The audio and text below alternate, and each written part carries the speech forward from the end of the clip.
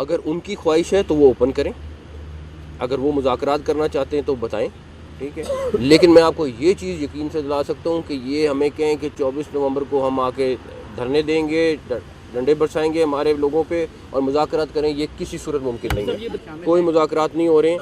एक चीज़ मैं आपको क्लियर बता दूँ, मुज़ाकरात ये धमकियों से नहीं होते। मैं ज़ाती तौर पे मैं अपनी ज़ात की बात कर रहा हूँ, मैं ख़ुद इस हक़ में हूँ कि हाँ बातचीत होनी चाहिए मुल्क में हर एक के साथ, चाहे आप एक पार्टी नहीं, अगर किसी और को भी इशू है, कोई इशू है तो आपको बैठ के डिस्कस करना चाहिए।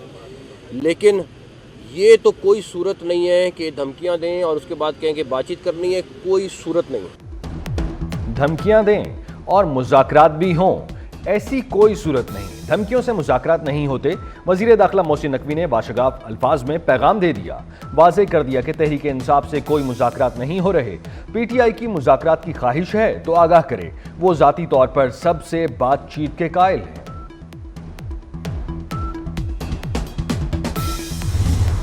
उसकी बात सिर्फ ये है कि लास्ट टाइम हम इसी सिचुएशन में थे जब SCO कॉन्फ्रेंस थी।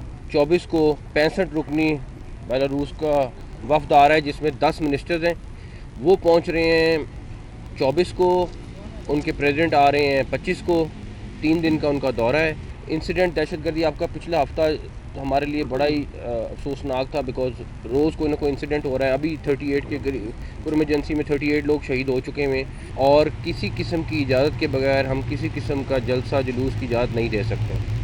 इस्लामाबाद आके एहतजाज करना और वो भी उन दिनों में एहतजाज करना जिन दिनों में कोई ना कोई इवेंट हो रहा है, कोई मुल्क के लिए एक इम्पॉर्टेंट दिन है या 2-3 इम्पॉर्टेंट दिन है, उन दिनों में एहतजाज करना, फैसला अवाम करें कि ये क्यों करते हैं और किस वजह से करते हैं।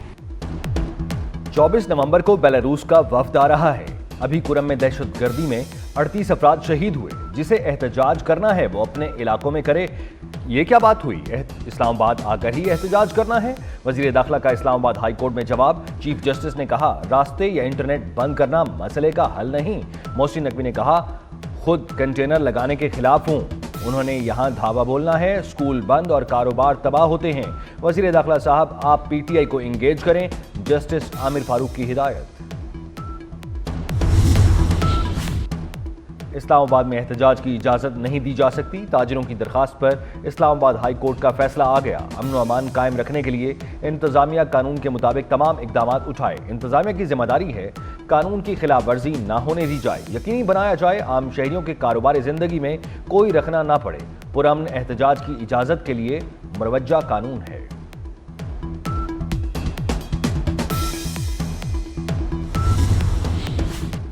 पीटीआई एहतजाज से निपटने के लिए हुकूमत तैयार। रावलपिंडी, अटक और जहलम में रेंजर्स तलब। 26 नवंबर तक रावलपिंडी में दफा 144 नाफिज। जल्द से जुलूस और 4 से जायद अफराद का इज्तिमा ममनू। अटक में 5 दिसंबर तक दफा 144 नाफिज कर दी गई। लाहौर पुलिस के 2200 एहलकार इस्लामाबाद भिजवाने का फैसला। पीटीआई एहतजाज में सरकारी मशीनरी ना हो। विफाकी वजारत दाखिला ने चीफ सेक्रेटरी खैबर पख्तूनख्वा को मुरासला लिख दिया। यकीनी बनाया जाए कि एहतजाज में सरकारी वसाइल और मुलाजमीन इस्तेमाल ना हो। सूबाई हुकूमत यलगार करे तो रियासत सख्त एक्शन ले। गवर्नर खैबर पख्तूनख्वा फैसल करीम कुंडी का मशवरा। बोले 3 वज़राए आला तरक्याती कामों का इफ्तिताह कर रहे हैं। केपी में इस्लामाबाद चढ़ाई की खबरें आती हैं। इन्होंने सूबा दहशतगर्दों के हवाले कर दिया। जान और माल के तहफ़्फ़ुज़ में सूबाई हुकूमत नाकाम हो चुकी।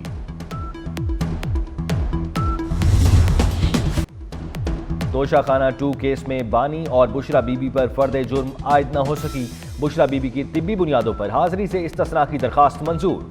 मजीद समाअत 26 नवंबर तक मुलतवी। इस्लामाबाद हाई कोर्ट ने बानी की इस मुकदमे में जमानत मंजूर की थी। ट्रायल कोर्ट में पेश होने का हुक्म दिया था।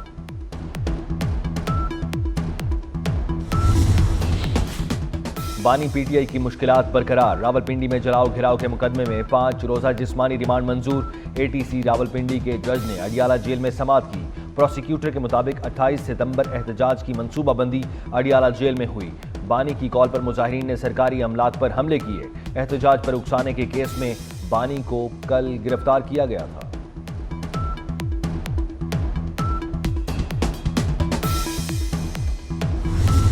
हम उसकी हुकूमत हर कीमत पे ख़त्म करना चाहते थे, हर कीमत पे। कि इस्टेब्लिशमेंट और इमरान खान का आपस में झगड़ा हो गया। उस सूरत हाल में जब इस्टेब्लिशमेंट को उससे झगड़ा हुआ तो हम फिर नेचुरल था कि हमने इस्टेब्लिशमेंट के साथ ही होना था ना, और उसके ख़िलाफ़ अदम एतमाद करने के लिए जब इस्टेब्लिशमेंट ने उससे अपना हाथ खींचा, उसकी मदद करने से वो पीछे हटे, तो हमारा जो है वो वोट ऑफ नो कॉन्फिडेंस जो है वो कामयाब हुआ। मुस्लिम लीग नून हर सूरत पीटीआई हुकूमत गिराना चाहती थी।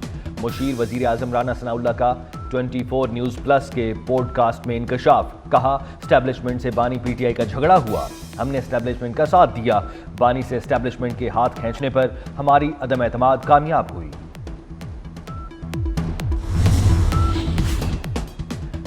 वजीर आला केपी को इश्तिहारी करार देने की कार्रवाई शुरू। अली अमीन गंडापुर तलबी के बावजूद पेश नहीं हो रहे।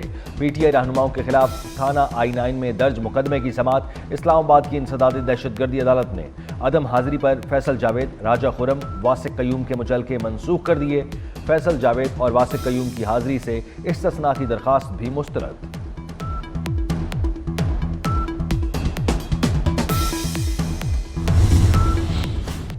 फैसला हो गया, लॉकडाउन नहीं लगेगा। हफ्ता और इतवार को भी कारोबार होगा।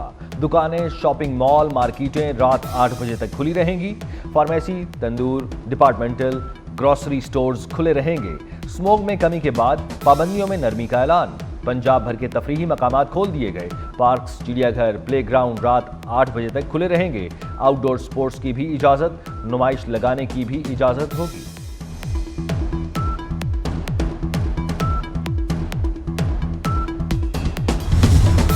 हवाओं का रुख बदलने लगा, स्मोक की फिर वापसी। लाहौर की फजा दोबारा आलूदा और जहरीली होने लगी।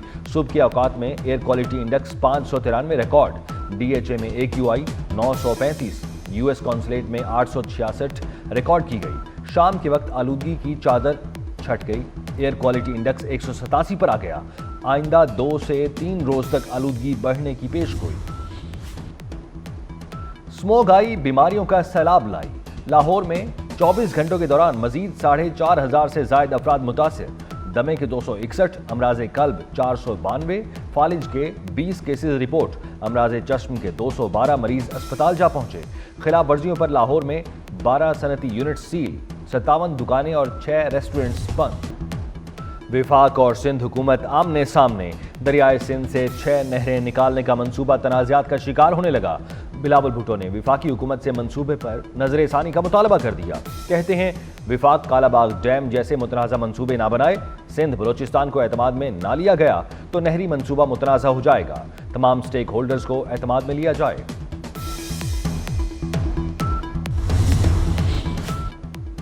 मुश्तरका मफादात काउंसिल का इजलास बुलाया जाए। वजीर आला सिंध मुराद अली शाह का विफाकी हुकूमत से मुतालबा। कहते हैं, विफाकी हुकूमत इजलास बुलाकर आईनी जिम्मेदारी पूरी करे।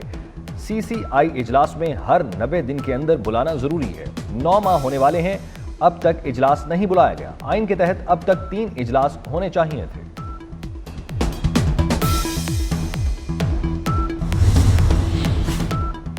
नवाज शरीफ की दरखास्त पर इलेक्शन कमीशन ने MNA आदिल बाज़ई को डी-सीट कर दिया। इलेक्शन कमीशन ने स्पीकर कौमी असम्बली के रेफरेंस पर महफूज फैसला सुना दिया। NA 262 की नशस्त खाली करार। आदिल बाज़ई ने 26वीं तरामीम पर वोट नहीं दिया था। पाकिस्तान स्टॉक मार्केट में नई तारीख रकम। 100 इंडेक्स ने 97,000 के रिकॉर्ड हद उबूर कर ली। इंडेक्स में 1,781 पॉइंट्स का इजाफा 97,338 पर बंद हुआ। हुज्जाज कराम के लिए खुशखबरी, सिर्फ 24 घंटे में पासपोर्ट्स हासिल कर सकेंगे। DG पासपोर्ट्स की जानिब से खुसूसी डेस्क कायम करने का ऐलान। हेडक्वार्टर समेत तमाम रीजनल दफातर में खुसूसी डेस्क कायम किए जाएंगे।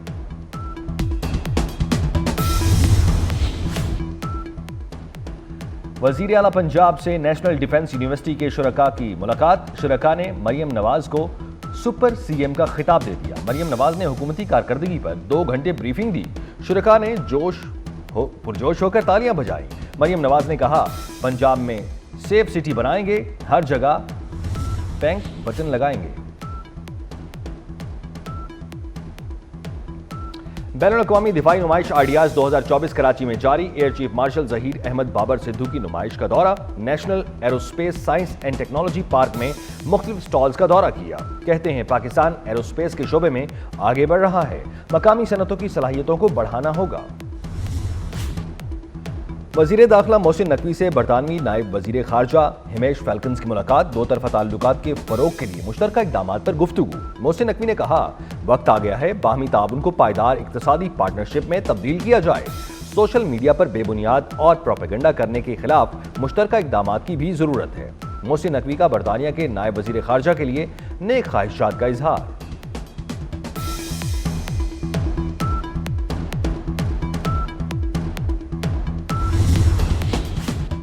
रूस यूक्रेन जंग में शिद्दत आ गई। यूक्रेन का रूस पर बरतानवी और फ्रांसीसी मिसाइलों से हमला। रूस ने पहली बार यूक्रेन पर बैनुल बरआज़मी मिसाइल फायर कर दिए। क्रेस्ट पर यूक्रेनी फौज यूनिट। रूसी हमले में 50 फौजी हलाक। हमारी फौज ने येलेंका का कंट्रोल संभाल लिया। रूसी वजारत दिफा का दावा।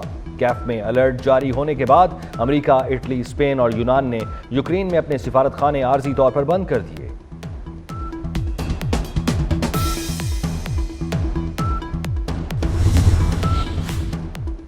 अमेरिका यूक्रेन की मदद के लिए फिर आ गया। बाइडेन इंतजामिया का यूक्रेन के लिए मजीद $275 मिलियन इमदाद देने का ऐलान। इमदाद में टैंक, जदीद असलहा और मशीनरी शामिल।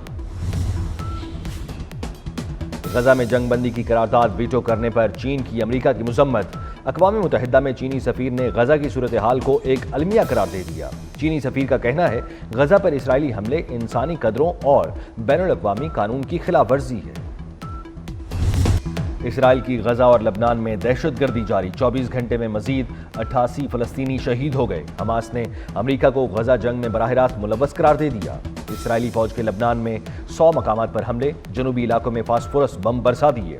मजीद 20 अफराद शहीद हो गए। हिजबुल्लाह के साथ ज़मीनी जंग में 4 इसराइली फौजी हलाक, 9 जख्मी हो गए।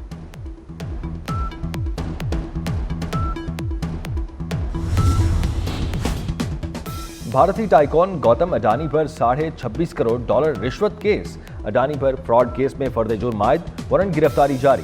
गौतम अडानी पर रिश्वत देने और धोखाधड़ी का इल्जाम है। गौतम अडानी इस वक्त भारत में हैं। उन पर अमेरिका लाकर मुकदमा चलाने जाने का इम्कान है। गौतम अडानी को भारतीय वजीर आज़म नरेंद्र मोदी के भी करीब समझा जाता है। साबिक कौमी टेस्ट क्रिकेटर नज़ीर जूनियर इंतकाल कर गए। एक हफ्ते से शदीद अलील और अस्पताल में ज़ेर इलाज थे। वज़ीर आला मरियम नवाज का इजहार अफसोस। सोगवार खानदान से इजहार हमदर्दी। चेयरमैन पीसीबी मोहसिन नकवी का भी नज़ीर जूनियर के इंतकाल पर इजहार अफसोस। खिदमात को खिराज अकीदत पेश किया।